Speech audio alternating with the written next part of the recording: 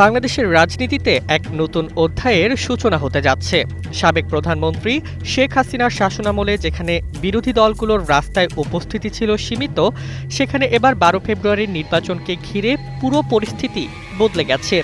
এই পরিবর্তনের পেছনে বিশেষ ভূমিকা পালন করছে দেশের নবীন ভোটার তথা জেনারেশন জি, যাদের ভোটের ওজন দেশের ভবিষ্যৎ নির্ধারণে গুরুত্বপূর্ণ বলে মনে করছেন বিশেষজ্ঞরা।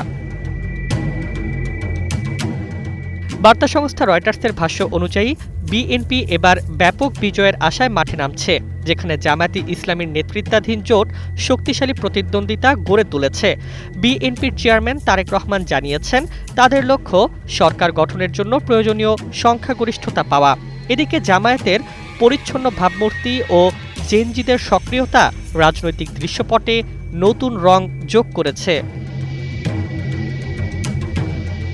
রাজনৈতিক বিশ্লেষকরা মনে করছেন, এই নির্বাচনের ফলাফল শুধু বাংলাদেশের জন্য নয়, দক্ষিণ এশিয়ার জন্য গুরুত্বপূর্ণ, কারণ এটি চীন ও ভারতের ভূ রাজনীতিতে প্রভাব ফেলবে।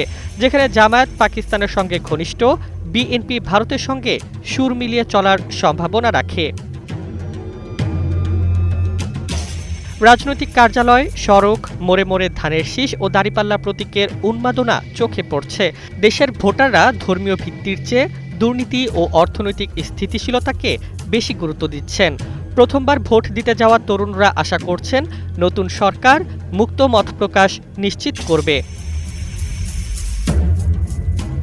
বাংলাদেশের এই প্রথম নির্বাচন, যেখানে জেনজির শক্তি ও উদ্যম পুরো জাতীয় রাজনীতিকে নতুন মাত্রা দিয়েছে, ফলে বিশ্ব গভীর আগ্রহ নিয়ে বাংলাদেশের নির্বাচন পর্যবেক্ষণ করছে।